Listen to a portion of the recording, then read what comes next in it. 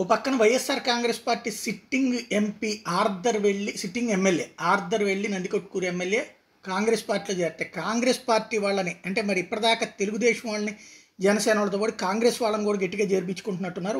జగన్ సమక్షంలో ముఖ్యమంత్రి వైఎస్ జగన్ సమక్షంలో వైఎస్ఆర్ కాంగ్రెస్ పార్టీలో చేరారు నెల్లూరుకి చెందినటువంటి మల్లిరెడ్డి కోటారెడ్డి. నెల్లూరు రూరల్ అర్బన్తో పాటు జిల్లాలోని అనేక నియోజకవర్గాల పట్టున్న నేత కోటారెడ్డి. ఇది ఒక కీలకమైనటువంటి అంశం. మరొక వైపు చూసుకుంటే ఇతర అభ్యర్థులకు సంబంధించినంతవరకు వైఎస్ జగన్ సమక్షంలో వైఎస్ఆర్ కాంగ్రెస్ పార్టీలో చేరారు మద్దిరెడ్డి జగన్మోహన్ రెడ్డి, ఏపీసీసీ సెక్రటరీ రావూరు లక్ష్మీనారాయణ శాస్త్రి గుంటూరు.